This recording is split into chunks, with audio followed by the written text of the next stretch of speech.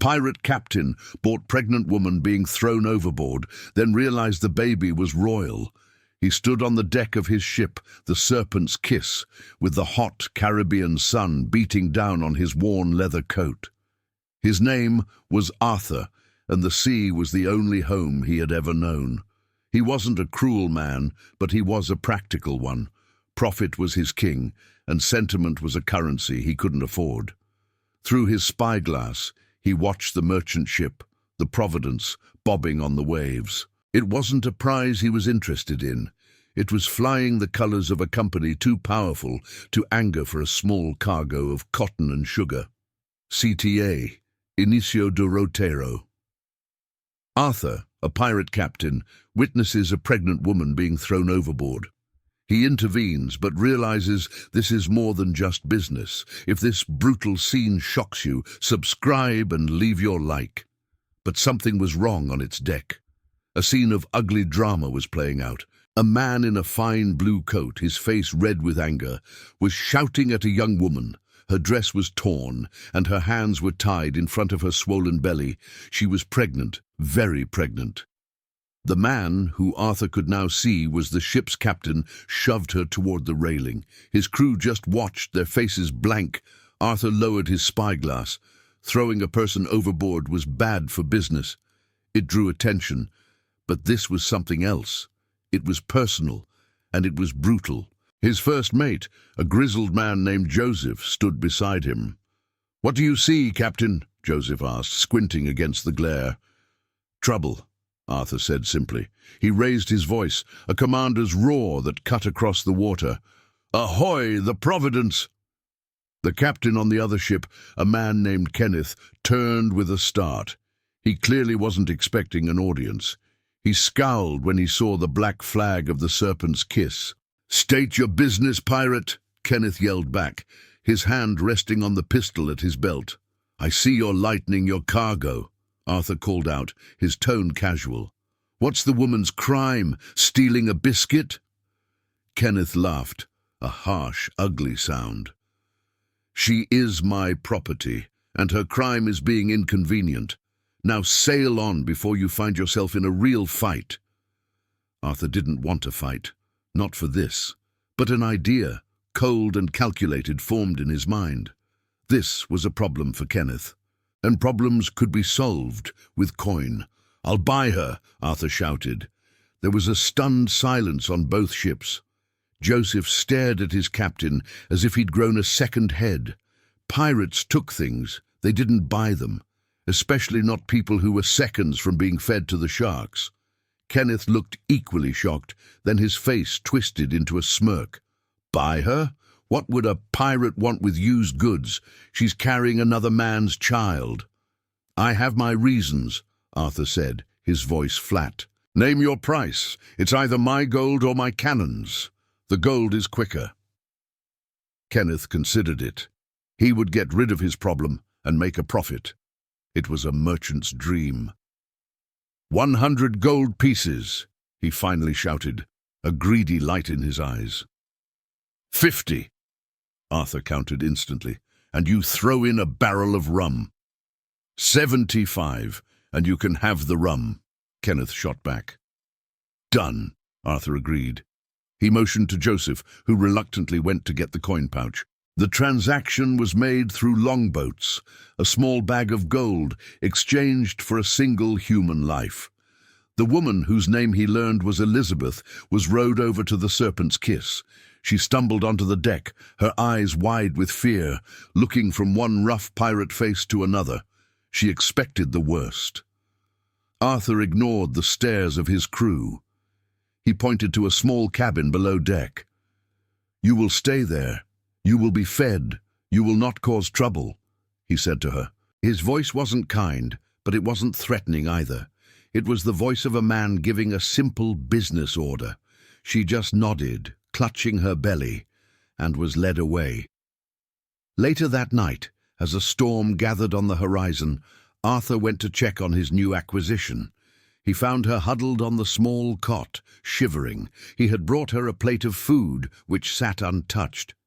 "You should eat," he said, his voice low. She looked up at him, and for the first time he saw something other than fear in her eyes. It was a spark of defiance. "Why did you do it?" she asked, her voice barely a whisper. "Why buy me?" "I saw a deal," he answered honestly. "That's all." Her hand went to her neck, a protective gesture. He noticed a thin chain, almost invisible against her skin. "What is that?" he asked, his curiosity piqued. Her eyes filled with panic, and she tried to hide it. "It's nothing. A trinket." He stepped forward, his shadow covering her. He wasn't a man who liked secrets on his ship. "Show me." His voice was quiet but left no room for argument. Trembling, she pulled the chain from under her dress. At the end of it was a small, heavy locket made of dark gold. It wasn't the locket that made his breath catch in his throat. It was the crest engraved on its surface, a lion and a serpent intertwined. It was the royal seal of a small, powerful European kingdom. A seal he knew well from his time as a privateer. This wasn't some merchant's runaway wife. This crest belonged to a family that would pay a fortune or start a war for the return of a lost heir. He looked from the crest to her pregnant belly, and the entire world shifted. His 75 gold coins hadn't just bought him a woman, they had bought him a princess and her unborn child. He stood frozen for a moment, the small gold locket feeling heavier than an anchor in his hand. The air in the cramped cabin suddenly felt thick, charged with a secret that could sink his ship faster than any cannonball. The crest wasn't just a symbol, it was a claim, a declaration of bloodline that echoed in the halls of power across the ocean. He looked from the intricate design of the lion and serpent back to Elizabeth's terrified face. The fear in her eyes was no longer just about pirates. It was the terror of being found. His voice, when he finally spoke, was a low growl stripped of any pretense. "This is not a trinket," he said, his thumb tracing the royal seal. "This is a death warrant or a king's ransom. Tell me which." She pulled back, pressing herself against the damp wooden wall of the ship. "I don't know what you're talking about," she whispered, but her voice trembled, betraying the lie. "Don't play me for a fool," Arthur snapped, his patience gone. He wasn't a good man, and he had no time for games. "I've sailed under letters of marque. I've fought for kings and against them. I know this seal. It belongs to the House of Albrecht. Now, who are you, and why was the captain of a third-rate merchant ship trying to throw a royal heir into the sea?" Tears welled in her eyes, spilling down her pale cheeks. The defiance she had shown earlier crumbled into dust, leaving only raw despair. "He wasn't just a captain," she choked out. "Kenneth, he was my guard. He was supposed to be taking me to a safe colony, away from the court." Arthur's mind raced, connecting the pieces with the cold precision of a navigator charting a dangerous course. A royal woman pregnant, sent away in secret. It smelled of conspiracy. "Away from who?" he pressed. "My husband's brother," she confessed, her voice barely audible over the creaking of the ship's timbers. "The Duke. My husband died months ago. A hunting accident. The Duke believes this child," she placed a protective hand over her belly, "threatens his claim to the throne. He paid Kenneth to ensure my child would never be born on dry land." So that was it. A story as old as kingdoms themselves. Jealousy, ambition, and murder disguised as misfortune. The captain, Kenneth, hadn't just been cruel. He had been a paid assassin, cleaning up a loose end for a powerful man. And Arthur, in a moment of cynical opportunism, had just stepped into the middle of a royal succession crisis. He let out a slow breath, the possibilities spinning in his head like a compass in a storm. He could turn back, find the nearest port controlled by the Duke's enemies, and sell her and her story for a fortune. The reward for returning a lost heir would be immense, enough to buy his own island, a fleet of ships. But the risk was equally staggering. A duke powerful enough to order a secret execution would have spies and warships everywhere. The Serpent's Kiss was fast, but it couldn't outrun an entire royal navy. He closed his hand around the locket and handed it back to her. "Put it away," he commanded, "and don't show it to anyone else. As far as my crew knows, you are just a passenger I took on a whim. Understand?" She nodded, her eyes searching his face for some sign of his intentions, but his expression was like the calm sea before a hurricane, impassive and unreadable. He left the cabin without another word, closing the door behind him and striding onto the deck. The storm he had seen on the horizon was closer now, the sky turning a bruised purple. His first mate, Joseph, was overseeing the crew as they secured the sails. He saw Arthur's face and knew instantly that something had changed. "Bad news, Captain?" Joseph asked, his voice low. "The worst kind," Arthur replied, staring out at the turbulent water. "The kind that looks like good news." He explained what he had found, what Elizabeth had confessed. Joseph listened, his weathered face growing grimmer with every word. "A princess," Joseph breathed, shaking his head. "By the gods, Arthur, this is not a treasure chest we've found, it's a hornet's nest. Her enemies will hunt her to the ends of the earth. Her allies, if she has any, will do the same. We're caught in the middle." "I'm aware," Arthur said flatly. "The crew won't like it," Joseph warned. "They signed on for gold and rum, not for fighting a king's war. If they find out we're carrying royalty, they'll either demand we sell her or throw her overboard themselves to save their own skins." Arthur knew he was right. Loyalty on a pirate ship was bought with profit, not principles. This secret had to be kept between the three of them. "Then they won't find out," he decided. "We change course. We're not heading for the usual ports.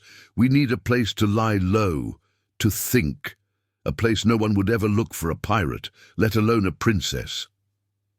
He looked at the maps in his mind, charts of forgotten coves and hidden islands. His simple life of plunder was over. For 75 gold coins and a barrel of rum, he had purchased a destiny far more complicated than he could ever have imagined. He was no longer just a captain. He was the unwilling guardian of a royal bloodline, and in the cutthroat world of the Caribbean, that made him the most hunted man on the sea. He gave the order to change course under the cloak of the brewing storm. The wind whipped the sails, and the sea turned a violent shade of grey, mirroring the turmoil in his own mind. He stood at the helm, his hands gripping the weathered wood of the ship's wheel, feeling the vessel fight against the waves. This was a battle he understood. The one brewing below deck was far more treacherous. He had told the crew they were chasing a rumor, a whisper of a Spanish galleon wrecked on a remote island, its hold supposedly filled with silver. It was a lie, but a believable one, the kind of story that kept a pirate's heart beating with greed. His first mate Joseph stood beside him, his face etched with worry. "They're grumbling, Arthur," he said, his voice low enough to be lost in the howl of the wind. "They don't like surprises, and they don't like passengers who cost us gold instead of making it." Arthur's eyes scanned the deck. He saw the small groups of men, their heads together, casting dark glances toward his cabin. He recognized the look. It was the seed of mutiny. One man in particular, a young hothead named Blake, seemed to be the center of the discontent. "Let them grumble," Arthur said, his voice cold as the sea spray on his face. "Fear keeps them in line. Greed gives them a reason to follow. As long as they believe there's a bigger prize at the end of this, they will obey." Later, when the storm had passed and an uneasy calm settled over the ocean, he made his way to Elizabeth's cabin. He carried a tray with bread, cheese, and a cup of fresh water. She was sitting on the edge of the cot, her hands resting on her stomach. She looked less like a frightened girl and more like a queen in exile, her posture straight despite her worn dress. He set the tray down on a small crate. "You need to stay out of sight," he told her, his tone all business. "The crew is restless. They see you as a liability." "And what do you see me as?" she asked, her voice steady. It was a direct challenge. He paused, surprised by her nerve. "I see you as an investment," he said finally, "a very complicated one. We are sailing to a place called the Forgotten Cay. It's a small, uninhabited island, not on any official Navy chart. We will be safe there for a time. And then," she pressed, "what happens after this cay? Then I decide how to get the best return on my 75 gold pieces," he answered, turning to leave. He was at the door when her voice stopped him. "My child will be born soon," she said, not with fear, but with a simple statement of fact. "He will be the rightful king of Albrecht." Arthur didn't turn around. He just stood there for a moment, the weight of her words settling on him.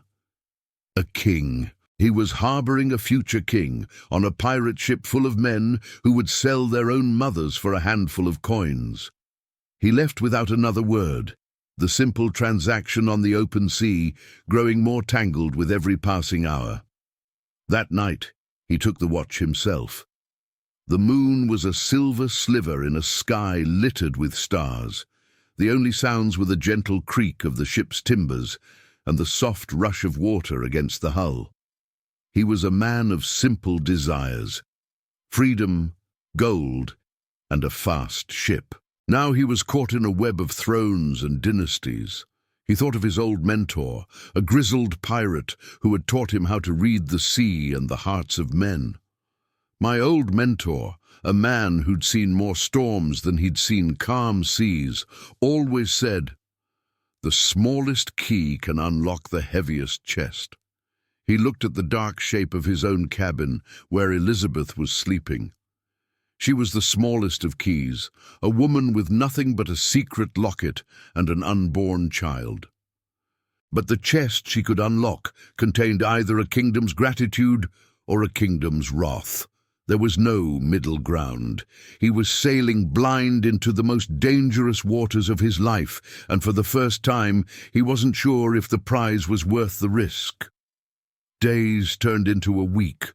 The Serpent's Kiss sailed through empty waters, far from the common shipping lanes. The crew's mood soured with each passing day of empty horizons. The promise of sunken treasure was wearing thin. Blake was becoming bolder, his whispers turning into openly defiant sneers when he thought the captain wasn't looking. Arthur knew he would have to make an example of him soon. It was Joseph who brought the news, his face pale in the morning light. "Captain," he said, pointing to the east, "a ship." Arthur grabbed his spyglass, his heart pounding a slow, heavy rhythm against his ribs.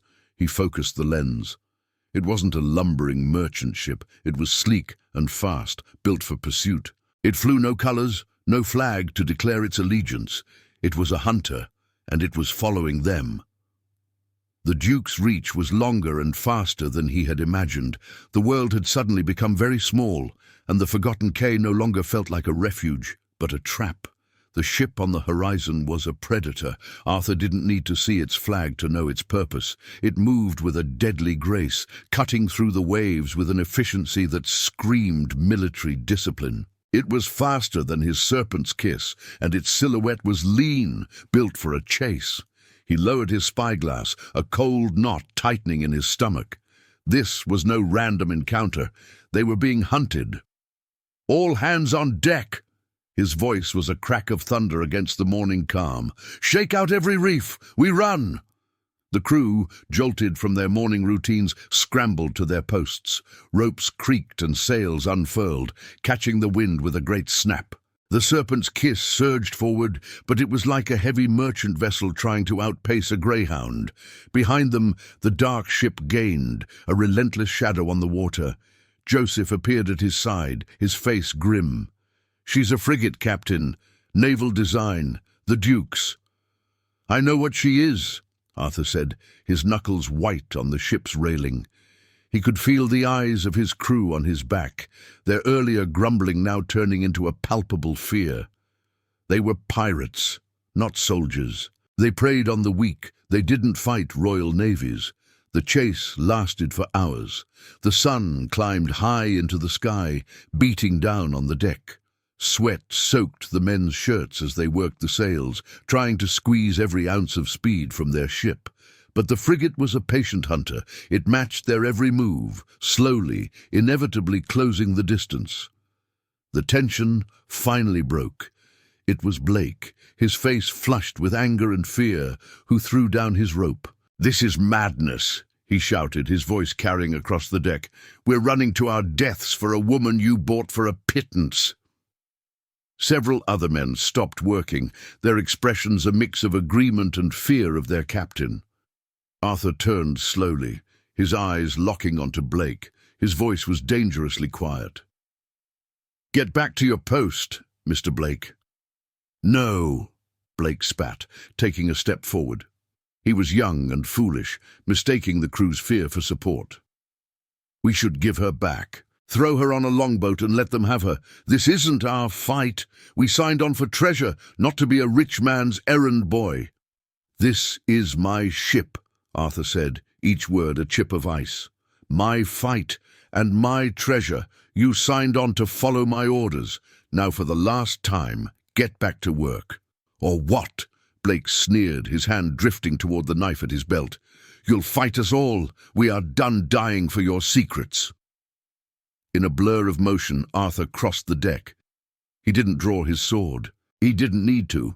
He slammed Blake against the mainmast, his forearm pressed hard against the young man's throat. The crew froze, watching. Blake's eyes bulged, his hands clawing uselessly at Arthur's arm. "The only one dying today will be the first man who questions my command again," Arthur growled, his face inches from Blake's. "The secret is that there is a prize on this ship greater than any sunken galleon, a prize that will make us all kings. But cowards and traitors get no share. They get a short rope and a long drop. Do you understand me?" He held Blake there for a long moment, letting the terror sink in, letting the rest of the crew see the cold fire in his eyes. Then he shoved him to the deck. Blake crumpled, gasping for air, the fight gone out of him. "Now get back to work," Arthur commanded, his voice sweeping over the silent crew. "Or the sharks will have their dinner early." The men scrambled back to their posts, the threat of mutiny crushed as quickly as it had begun. But Arthur knew it was a temporary victory. He had bought himself time with fear, but only treasure would buy him loyalty. He turned his attention back to the pursuing frigate. It was closer now, close enough that he could see the figures of men on its deck. They weren't preparing to fire. Not yet. They were herding them, pushing them toward a destination of their choosing. That evening, as the sun bled across the horizon, Elizabeth came up on deck. She had been kept below, but the sounds of the chase and the confrontation had reached her. She stood beside him at the railing, her gaze fixed on the ship that hunted her. "They won't sink us," she said, her voice surprisingly calm. "My husband's brother, the Duke, he is a man of appearances. He needs me and my child to disappear. A shipwreck is too public, too many questions. They will try to board us."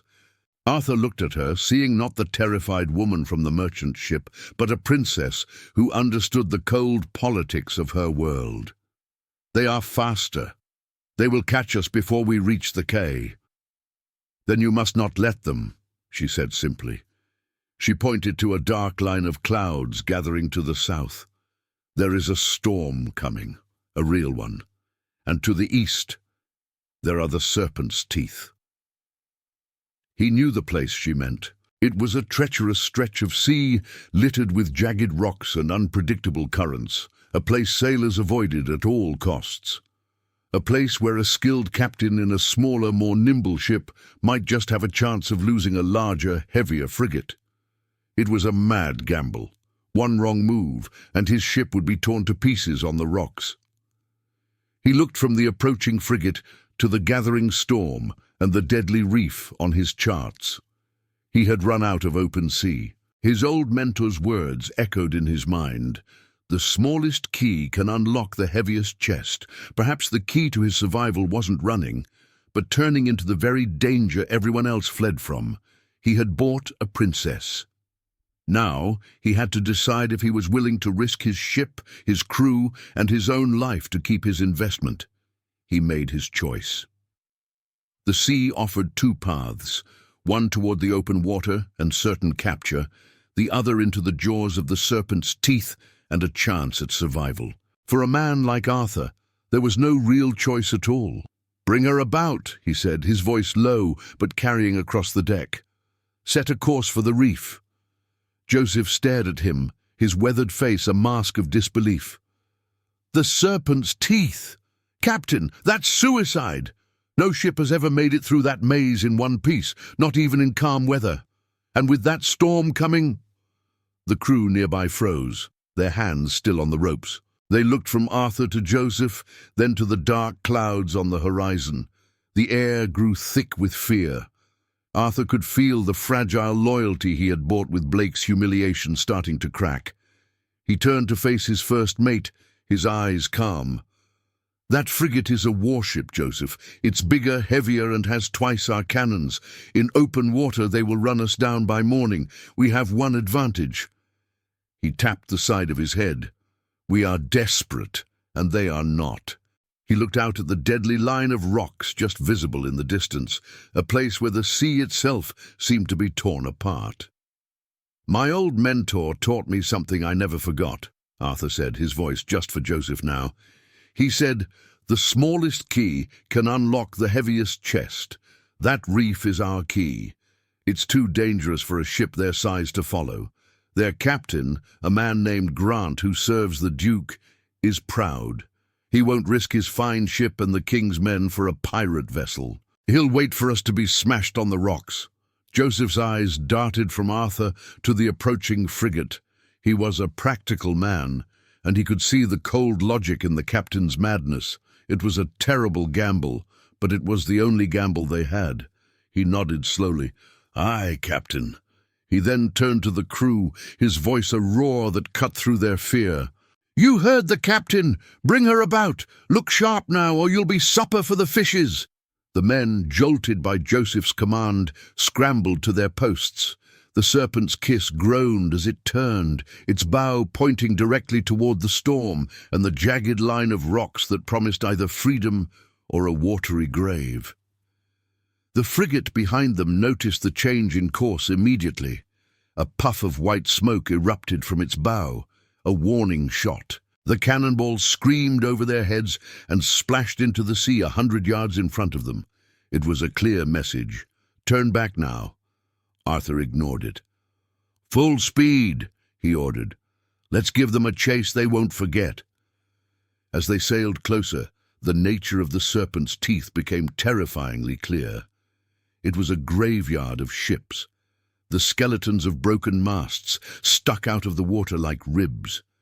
Waves crashed against black, sharp rocks that rose from the depths like daggers. The entrance was a narrow channel where the water churned in a violent, unpredictable rhythm. The storm was upon them now.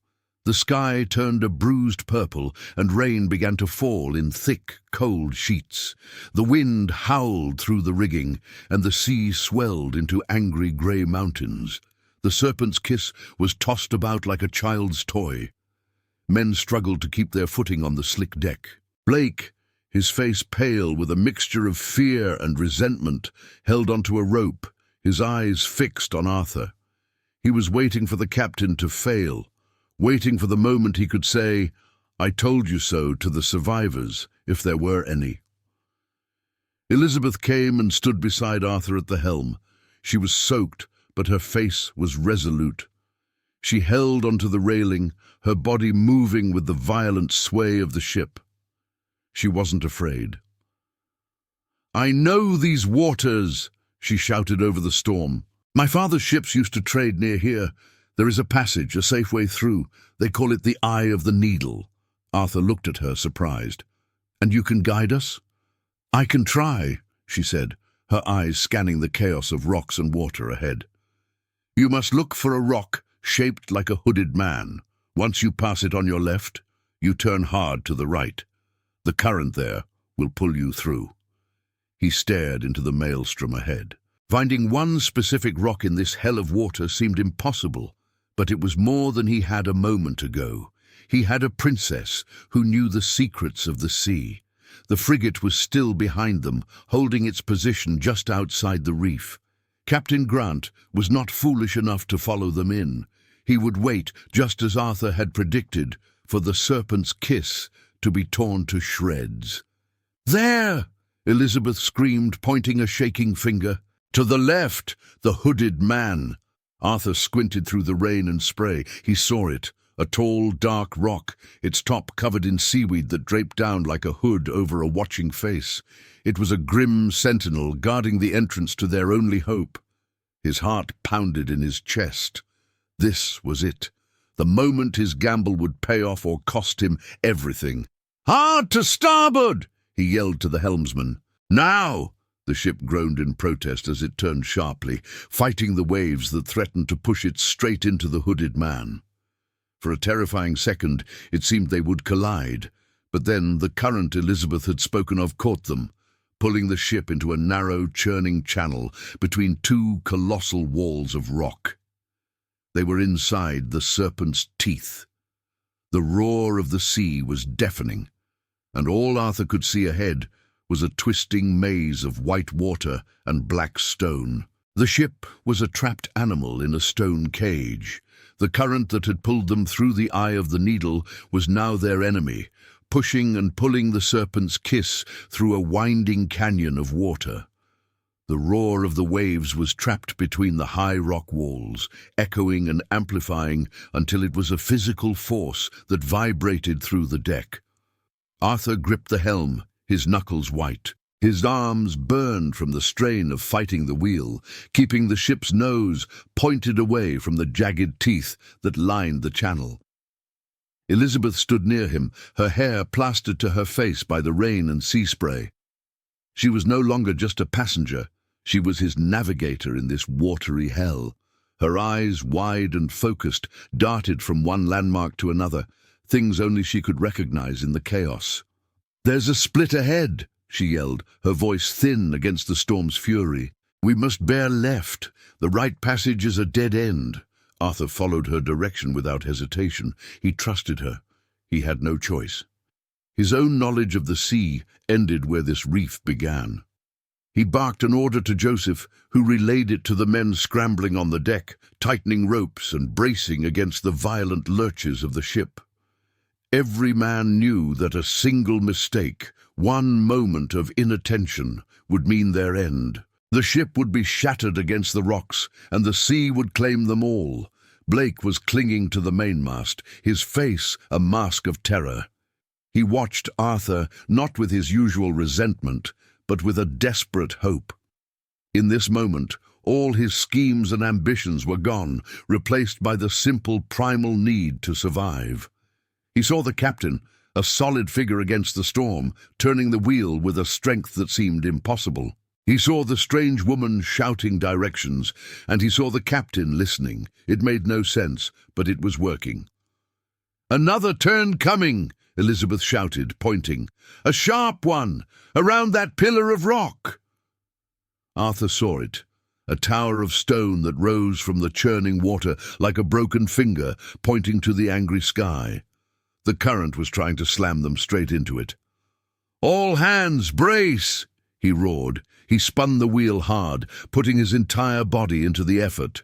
The ship groaned, its wooden timbers screaming in protest. For a long, terrible moment, the stone pillar filled their vision. It was so close that Arthur could see the dark green moss growing in its crevices. He could feel the spray as a massive wave crashed against its base.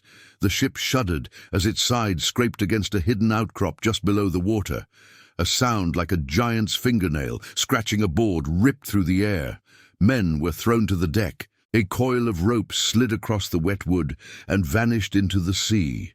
But they were past the pillar. They had made the turn. They continued like this for what felt like an eternity, a tense, brutal dance with the sea and the stone. Elizabeth would point, shout a direction, and Arthur would fight the ship to obey. The storm raged around them, but within the narrow walls of the reef, the worst of the wind was blocked. It was the water, the wild and unpredictable currents, that was their true foe. Then, as quickly as it had begun, the passage widened. The towering walls of rock fell away, and the violent churning of the water began to calm. Ahead of them, through the curtain of rain, Arthur saw a sight he could hardly believe.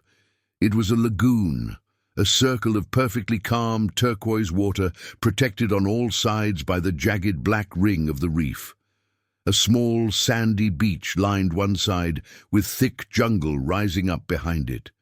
It was a hidden world, a sanctuary in the heart of the storm. Arthur steered the Serpent's Kiss into the calm waters. The sudden silence was almost as shocking as the noise had been. The roar of the storm was now a distant rumble, a reminder of the fury they had just escaped. The rain softened to a gentle drizzle. The crew picked themselves up, looking around in stunned disbelief. They were alive. Joseph came to stand beside Arthur. He looked back at the narrow, churning entrance to their sanctuary. "I'll be damned," he said, his voice full of awe. "I never would have believed it." Arthur didn't answer. He was looking at Elizabeth.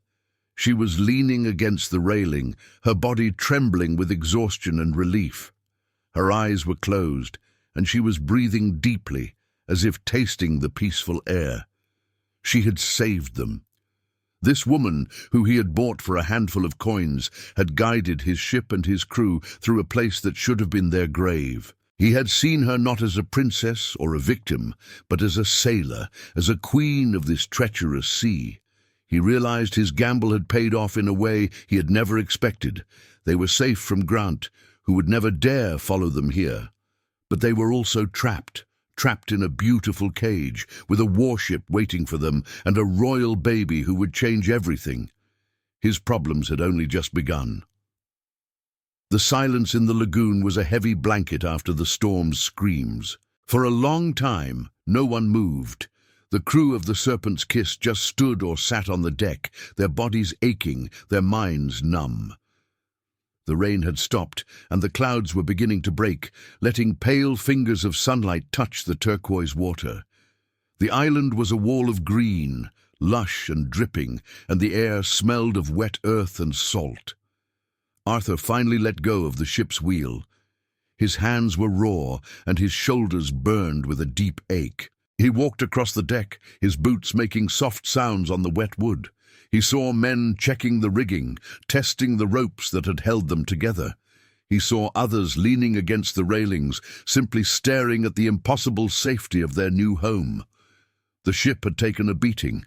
The scrape against the rocks had left a long, ugly scar along its side, and one of the smaller sails was torn to ribbons. But they were afloat. They were alive. Joseph met him near the bow. "We have work to do, Captain," he said, his voice low and tired. "The hull needs to be checked. We lost some supplies when that rope went over, but we're in one piece." "Thanks to her," Arthur said, his gaze finding Elizabeth. She was sitting on a coil of rope, her hands resting on her swollen belly. She looked exhausted but calm. The fear was gone from her eyes, replaced by a quiet strength he was beginning to recognize. She wasn't just a survivor. She was a fighter. He walked over to her. The crew watched him, their expressions a mix of curiosity and a new kind of respect for the woman they had seen as little more than strange cargo. "You have the thanks of my crew," Arthur told her, "and mine. I've sailed these waters my whole life and never heard of this place." "Few have," Elizabeth replied softly. "It is a place of legend, known only to my people. The serpent's teeth guard it. They let in only those who know the secret song of the currents." She looked up at him, her eyes searching his face. "You listened. You trusted me." "I'm a gambler," Arthur said with a half-smile. It was the only bet on the table. He looked back at the narrow entrance to the lagoon, the water now calm where it had been a churning monster. "Grant won't follow us in here. He wouldn't dare, but he'll wait. He's a patient man when he wants something." CTA, Meo do Roteiro. Kenneth's cruelty knew no bounds, but Arthur intervened. What would you do in Arthur's place? Comment what you think and share with friends. He wants the child, she said, her voice dropping to a whisper. He wants to erase a line of succession that he sees as a threat to his own power. Arthur knelt, so he was closer to her level. Then we have a problem. We're safe, but we're also caged. We have fresh water on that island, and likely food. But we can't stay here forever. From across the deck, Blake watched them. The terror he had felt during the storm was fading, replaced by the familiar burn of resentment. But now it was mixed with something else, calculation. He saw the way the captain looked at the woman. He saw the way the crew now gave her a wide berth, as if she were something more than a passenger. He had heard her words about a line of succession, a royal baby, a pirate ship full of desperate men.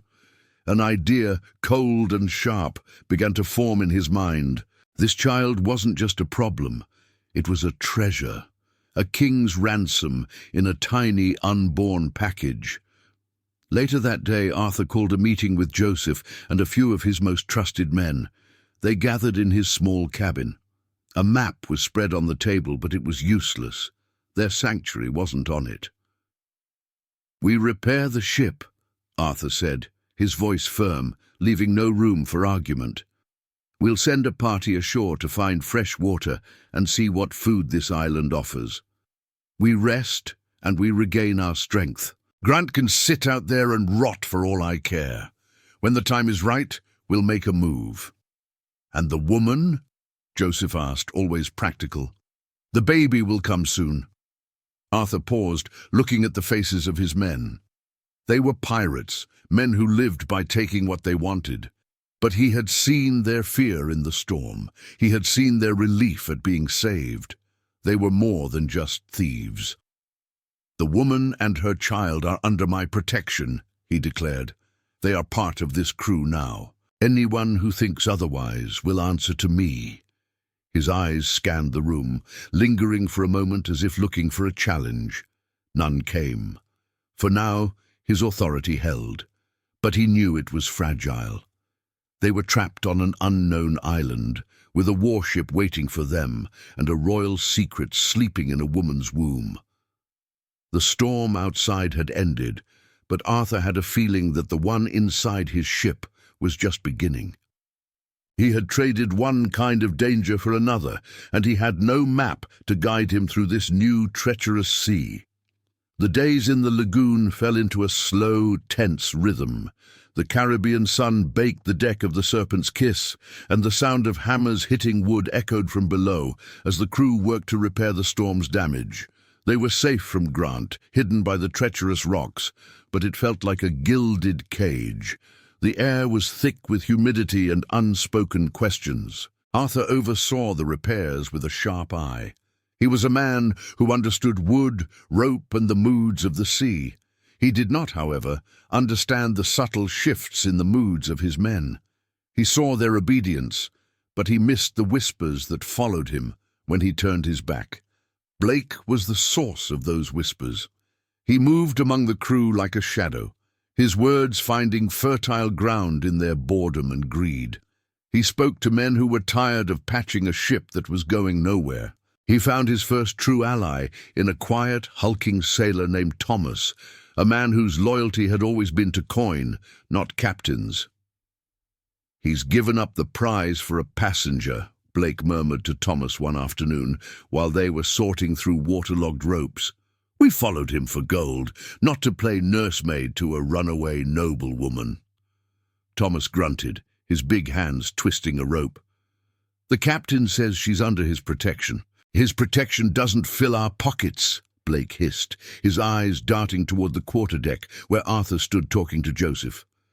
"That baby she carries is a prince. A prince is worth a king's ransom. Grant knows it. Why else would he wait out there like a shark? Arthur is throwing that fortune away for some misplaced honor." The idea, once planted, began to grow. The men had seen Elizabeth's strange knowledge of the sea. They had seen the captain's unusual deference to her. Blake's story made a grim kind of sense. They were pirates, and a treasure was right there on their ship, breathing and sleeping. Unaware of the poison spreading through his crew, Arthur found his attention drawn more and more to Elizabeth. She spent her days sitting in the shade of a sail, mending clothes for the crew, or simply watching the turquoise water of the lagoon. She rarely spoke of her past, but he could see the weight of it in her eyes. One evening, as the sun set and painted the sky in shades of orange and purple, he brought her a cup of fresh water. She thanked him with a small smile. "You are a good man, Arthur," she said softly, her voice barely a whisper above the gentle lapping of the waves. He snorted, leaning against the railing. "I'm a pirate, madam. There are no good men in my line of work. You bought my life for a chest of gold you didn't have. You trusted me when your ship was about to be torn apart by the sea," she countered. She placed a hand on her belly. "And you have protected my son. That is the measure of a man." He looked at her hand, at the life stirring beneath it. He had spent his life taking things, ships, cargo, gold. He had never been responsible for protecting something so fragile, so important. "Who is he?" Arthur asked, his voice low. "The child's father." Her expression tightened, a flash of pain crossing her face. "He was a good man too, a prince who believed a kingdom should be ruled with justice, not fear. That is why his brother wants this child erased." She looked out at the sea, toward the invisible line where their cage ended, and Grant waited. His name was Kenneth. A silence settled between them. Arthur felt a strange shift inside him.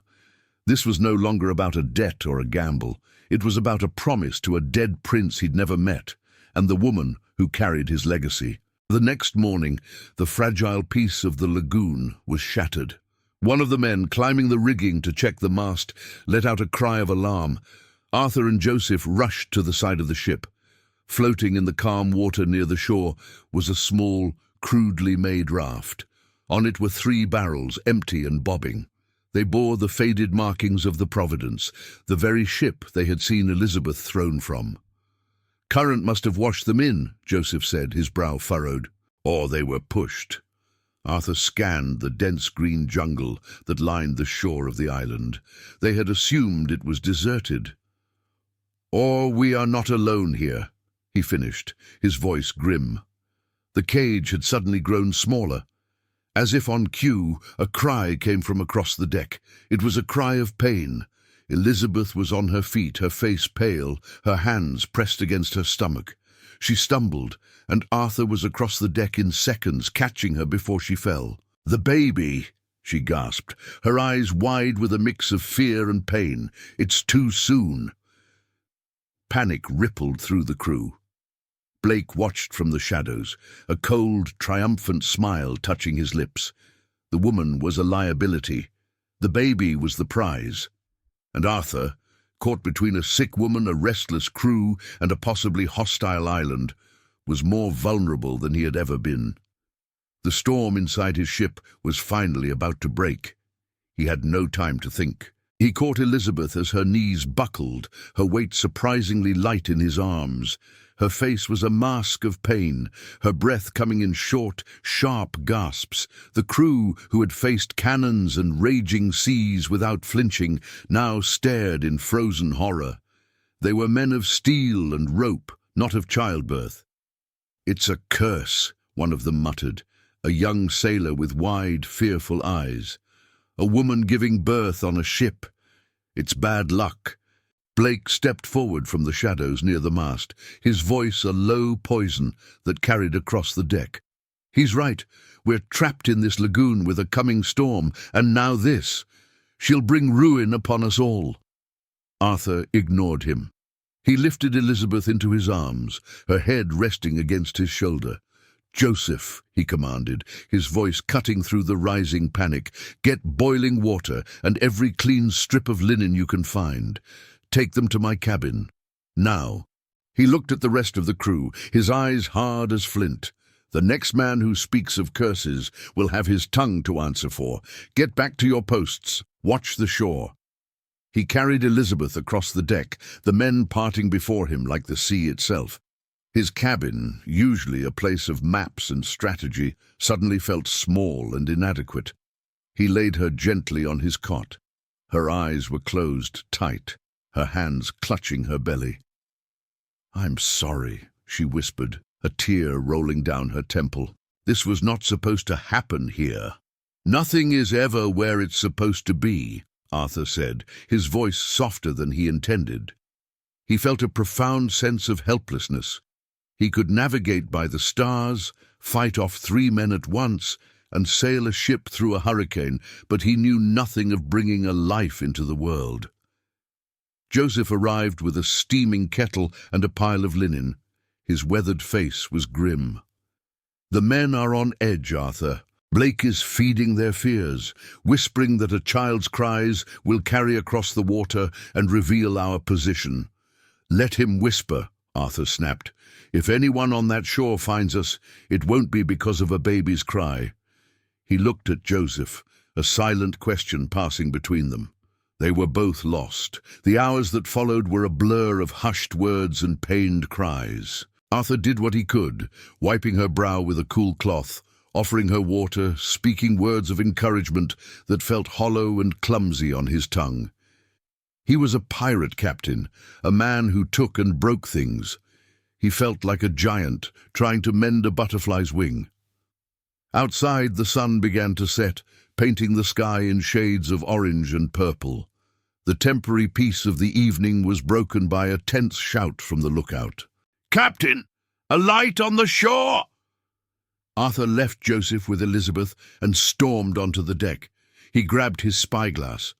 There, nestled deep within the thick jungle, was the unmistakable flicker of a campfire. It was small, but it was there. They were not alone. The survivors from the Providence, or what was left of them, were on the island, and they would surely not be friendly. Blake was standing by the railing, staring at the same light. "So," he said without turning, a sneer in his voice, "the cage you found for us has bars made of men with guns, men who will want their property back." He gestured with his head toward the captain's cabin. "And the child she carries." "She is not property," Arthur said, his hand instinctively going to the hilt of his sword. Blake finally turned to face him, his eyes glittering in the dim light. "To you, perhaps not, but to them, to this Grant she speaks of, that child is a threat or a prize. Either way, its existence puts a target on this ship, on all of us." He took a step closer, his voice dropping. "The men are talking, Arthur.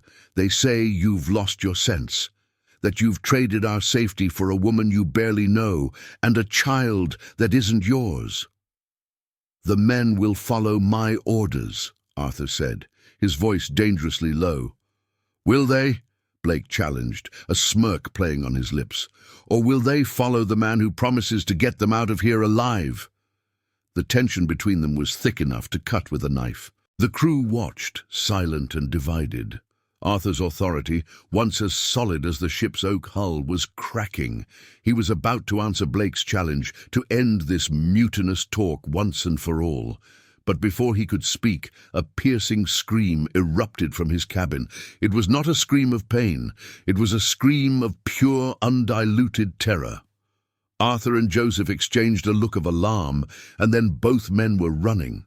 They burst into the cabin to find Elizabeth sitting up on the cot, her eyes wide with fear, pointing a trembling finger toward the small cabin window that faced the island. "A man!" she choked out, her voice raw with panic. "There was a man watching me from the shore." He grabbed his spyglass, his knuckles white. Joseph stood guard at the cabin door, his own cutlass drawn, protecting Elizabeth from the prying eyes of the nervous crew. Arthur focused the lens on the spot where the man had been. For a long moment, there was nothing but the deep green of the jungle, a wall of leaves and shadows. Then, a flicker of movement. A man, dressed in dark, practical clothes, stepped out from behind a large palm tree. He wasn't looking at the ship anymore. He was looking back into the jungle, and he raised a hand, making a clear, deliberate signal. Then he was gone, swallowed by the wilderness as if he had never been there. Arthur lowered the spyglass, a cold feeling settling in his stomach. It was a scout. They had been marked. He signaled them, Arthur said, his voice a low growl. They know exactly where we are. Blake laughed, a short, ugly sound that had no humor in it. I told you. This is what you brought upon us, Captain, a beacon of trouble. He turned to the crew, his voice rising, projecting across the deck. How long until they come for us? An hour? Maybe less. They'll come with guns and torches, and they won't ask questions. They'll take what they want and leave this ship a burning wreck, the men murmured, their fear turning into a low, angry hum. They looked at the dark island, then back at their captain, their faces a mixture of desperation and accusation. They were pirates, not soldiers. They were used to choosing their fights, to attacking with the advantage of surprise. They were not used to being the prey, trapped and waiting for the hunter. Weigh the anchor, Arthur commanded, his voice cutting through the noise. Set the sails. We leave now. A head start is better than none. A few sailors moved to obey, their training kicking in, but others hesitated, their eyes on Blake. He hadn't moved. He simply stood with his arms crossed, a defiant look on his face. And go where, Captain? Blake challenged. Into the dark, with no plan? With them surely having faster ships waiting just beyond the reef? That's not a strategy. That's a coward's run. It's better than sitting here to die, Joseph shot back from the cabin door. Before Arthur could speak, a sharp, ragged cry came from inside the cabin. It wasn't a scream of terror this time. It was a raw, primal sound of effort and pain. Elizabeth, the baby, was coming. Now. In the middle of a mutiny, under the eyes of their enemies. The timing was a cruel twist of fate. They couldn't sail in a storm, and they couldn't sail while a woman gave birth in the captain's bed. The ship needed every hand, and Arthur's attention was now hopelessly divided. Blake saw the conflict on Arthur's face and smiled. It was the opening he had been waiting for. It's too late, he said softly, almost sympathetically. Then his voice hardened. Your sentiment has doomed us all. He drew his pistol, the click of the hammer being cocked echoing loudly in the sudden silence. He didn't point it at Arthur. He pointed it at the cabin door. The problem is in there, Captain, Blake said, his eyes cold. The source of all this trouble. We get rid of the problem, and maybe Grant's men will let us go. A peace offering. Arthur's sword was out of its sheath in a flash, the tip aimed directly at Blake's throat. You will not harm her, he said, his voice dropping to a whisper that was more dangerous than any shout. I swear on the sea itself, you will not take another step. Joseph moved to stand beside Arthur, his own cutlass ready. And you've lost your mind, Blake, he snarled. Blake didn't flinch. He kept his pistol aimed at the door. Have I? Or am I the only one thinking clearly? Look at the men, Arthur. Arthur risked a glance. Several crew members, maybe a half-dozen, had drawn their own weapons. They weren't pointing them at him yet, but they had moved to stand behind Blake. They were his men now. The Serpent's Kiss was a ship divided, a snake eating its own tail. The rest of the crew stood frozen in the middle, their loyalty up for grabs, waiting to see who was stronger. This is mutiny, Arthur stated, the word tasting like poison. This is survival, Blake corrected him. You made a choice for your heart, not for your crew. Now I'm making a choice for them. Give her up. We put her and the child in a boat and send them to the shore. Their fate is their own. Our fate is still in our hands. Another cry of pain tore through the air from the cabin, longer and louder this time. It was a sound that made every man on deck shift uncomfortably. It was a sound of life, struggling to enter a world that was already trying to destroy it. The standoff was absolute.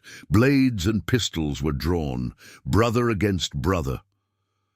The creaking of the ship's timbers was the only sound for a long, tense moment. The smell of salt and fear hung heavy in the humid night air. Then a new sound emerged from the cabin. It was small, thin, but impossibly loud in the silence. It was the cry of a newborn baby. The sound cut through the tension like a knife. Every head turned toward the cabin door. For a second, the mutiny was forgotten. The men on the shore were forgotten. There was only that fragile, powerful sound. A new life had begun on the deck of a pirate ship, and on the dark shore a single torch was lit, followed by another, and then another. They were coming. The sound changed everything and nothing. For a heartbeat, the cry of the newborn silenced the mutiny. It was a sound of pure life, a fragile protest against the cold, salty air and the smell of gunpowder. On the deck of the Serpent's Kiss, surrounded by men with murder in their eyes, a baby had been born. Arthur felt a shift inside him, a hardening of his resolve that had nothing to do with piracy or profit. It was the simple animal instinct to protect. But the moment was fleeting. Blake was the first to break the spell. A cruel smile twisted his lips. "Well, now they know exactly where we are," he said, his voice cutting through the night. "That cry just signed our death warrant. Thank you, Captain." His words were like a splash of cold water. The half-dozen men behind him raised their pistols again, their brief moment of humanity gone. Some of the other crew members, who had wavered at the sound of the baby, looked uncertain. They glanced from Blake's cold certainty to the torches burning brighter on the shore. Fear was a more powerful master than wonder. "Put down your weapons," Arthur commanded, his voice low and steady, though his heart was hammering against his ribs. "This is not the way." "It's the only way left," Blake shot back. "Give us the woman and the child. We'll set them adrift. Maybe Grant will see it as a sign of cooperation." Just then, the cabin door creaked open. It wasn't Elizabeth. It was Kenneth, the ship's old surgeon, a man who had seen more battles than most of the crew. His face was grim, his hands surprisingly steady. In his arms, wrapped in a piece of clean linen, was a tiny bundle. He held the baby out, not in offering, but as a statement. The child was small, its face red and wrinkled, but it was quiet now, sheltered in the old man's arms. Blake's eyes narrowed. He took a step forward, his pistol aimed at the fragile bundle. "The problem, right there in the open. Makes this easier." Joseph moved to block him, his cutlass a wall of steel between Blake and the old surgeon. "You've gone mad, Blake. You'd kill a newborn." "I'd save a ship," Blake snarled. "I'd save the lives of 40 men from the gallows." "What would you do, Joseph? Die for a child that isn't yours?" the crew murmured. Blake's logic was brutal, but it was the logic of survival they all understood. Arthur knew he was losing them. Honor was a fine thing, but it didn't fill a man's belly or save his neck from a rope. He needed something more. He needed to speak their language. "You are all fools," Arthur said, his voice ringing with authority. Every eye turned to him. "You see a baby. I see a king's ransom." A confused silence fell over the deck. Even Blake hesitated, his pistol wavering for a second. "What are you talking about?" he demanded. "Why do you think Grant is here?" Arthur continued, his eyes sweeping over the faces of his crew, planting a new idea in their minds. Why would the governor's right-hand man lead a company of soldiers for one woman? Because of a crime? No. He's not a lawman. He's a treasure hunter. And that, he pointed his sword at the baby in Kenneth's arms, is the greatest treasure we will ever lay our eyes on. He let the words sink in. That isn't just any child. That is the heir to a fortune that would make kings jealous. That is why her own family wanted her gone.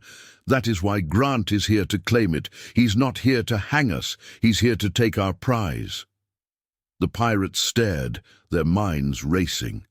Greed was a language they spoke fluently. The idea of a royal ransom, of a treasure beyond gold and jewels, was a powerful lure. "He's lying," Blake shouted, sensing he was losing control. It's a desperate trick to save his woman, is it? Arthur challenged, his gaze locking with Blake's. Then why the secrecy? Why was she thrown from a merchant ship instead of being arrested in a port? They were trying to hide the evidence. They were trying to bury a treasure, and we dug it up.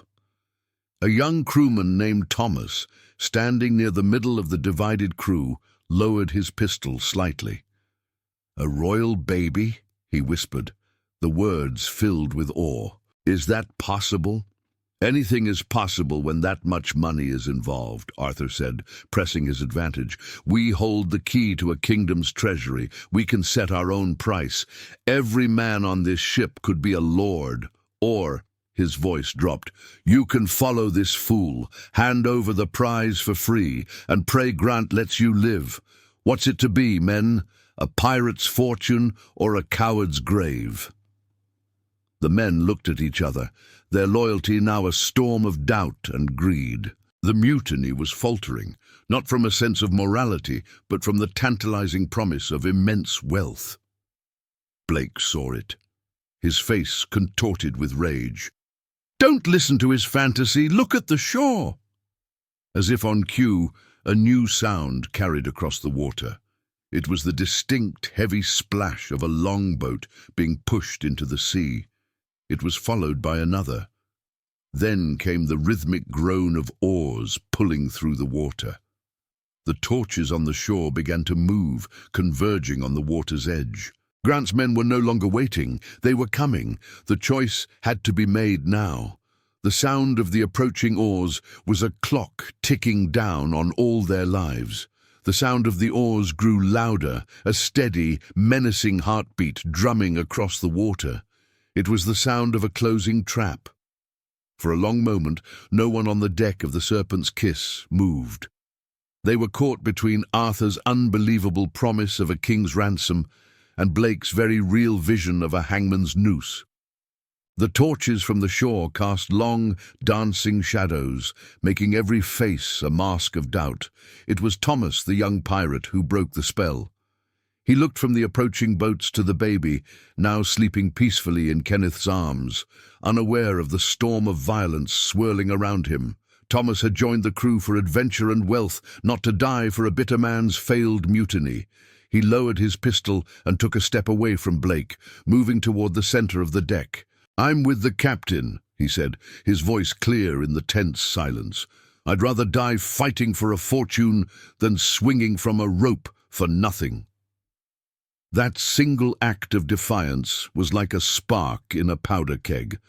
Another pirate lowered his weapon, then another. The promise of gold, of a life beyond the sea, was a much stronger god than fear. Within seconds, Blake's support evaporated. He was left standing with only two of his most loyal cronies, suddenly finding themselves outnumbered 4-1. Blake's face turned a dark shade of red. His eyes were wild with fury and disbelief. "Traitors! Cowards!" he roared, raising his own pistol not at Arthur but at Kenneth, who was holding the child. "If I can't have the ship, no one will have the prize." But he never fired. Joseph, who had been standing as still as a statue, moved with the speed of a striking snake. The heavy butt of his flintlock pistol crashed against the side of Blake's head. There was a dull, wet thud, and Blake crumpled to the deck, unconscious. His two remaining followers immediately dropped their weapons, hands raised in surrender. The mutiny was over. "Tie them up!" Arthur commanded, his voice calm, never taking his eyes off the approaching boats. "And somebody put a gag on that one before he wakes up." The crew moved quickly, their new unity forged in the crucible of greed. As Blake and his men were being secured, the first of Grant's longboats slid into the dim light cast by the ship's lanterns. Grant himself stood at the prow, a man whose tailored coat and powdered wig looked absurdly out of place in the humid Caribbean night. He held a speaking trumpet to his lips. "Captain Arthur," his voice boomed across the water, smooth and commanding, "you are harboring a fugitive accused of high treason. Surrender the woman Elizabeth and her child, and the governor may show leniency to you and your crew." Arthur walked to the railing, leaning on it casually as if greeting an old friend. He didn't shout. He let his voice carry naturally on the quiet air. "That's a fine story, Grant, but we both know you're not here for a fugitive. You're here for an inheritance." Grant's posture stiffened slightly. "I don't know what you're talking about, pirate. Surrender the prisoners." "No," Arthur said simply. He gestured for Kenneth to bring Elizabeth and the baby forward. She stood beside him, her face pale but her expression defiant. Arthur put a protective arm around her. "You see, this fugitive and her child are now under my protection. They are my cargo, and my cargo is very, very expensive." "Do not test my patience," Grant warned, and his men raised their muskets, the moonlight glinting off the long barrels. "I have 20 soldiers. You have a handful of drunken sailors." "You're right," Arthur agreed with a smile. "You could probably storm this ship and kill us all, but a single musket ball going astray could be a tragedy, couldn't it? It might strike the child, and then your prize would be lost forever. Your patrons back in England wouldn't like that. They sent you to bury a secret, not to announce it to the world with a cannon fight." He saw the flicker of uncertainty in Grant's eyes. He was pressing the right nerve. "So here's my counter-offer," Arthur continued, his voice hardening. "You and your little toy soldiers will turn your boats around and go back to shore. You will tell the governor you couldn't find us. In exchange, I won't sail this ship straight to France or Spain and sell the true heir to their king. Imagine the chaos that would cause your precious empire. A war, perhaps, all because you were clumsy. It was a masterful bluff, a gamble played on an international stage from the deck of a pirate ship." Grant stared at him, his mind racing. He had his orders, but they were to act quietly. A battle would draw attention, and if the child's identity was revealed, his own life would be forfeit for his failure. The silence stretched, broken only by the gentle lapping of waves against the hull and the distant cry of a nightbird. Grant looked at the baby, then at Arthur's confident, unblinking gaze. He had been outmaneuvered. Slowly, Grant lowered the speaking trumpet. He gave a curt, almost invisible nod to the man at the tiller of his longboat. Without another word, the soldiers lowered their muskets. The longboats began to turn, the oars dipping back into the dark water, pulling them silently back toward the shore. A collective sigh of relief went through Arthur's crew. They had faced down the governor's men without firing a shot. Arthur watched until the boats were just dark shapes in the distance. He then turned to his crew, a new light in his eyes. "Weigh anchor," he commanded. "Set a course east for open water. We have a treasure to protect, and a fortune to plan." As the Serpent's Kiss began to move, catching the night wind in its sails, Arthur looked at Elizabeth. She was holding her son, looking not at the retreating shore, but out at the vast, dark ocean ahead. For the first time since he'd brought her aboard, he saw a small, genuine smile on her face. He was no longer just a pirate captain. He was the guardian of a royal secret, the keeper of a living treasure. And for him and his crew, the greatest adventure had just begun. CTA, Final du Rotero. From pirate captain to guardian of a royal secret, Arthur now sails for open waters with a living treasure. What did you think of his ultimate prize? Subscribe for more adventures like this.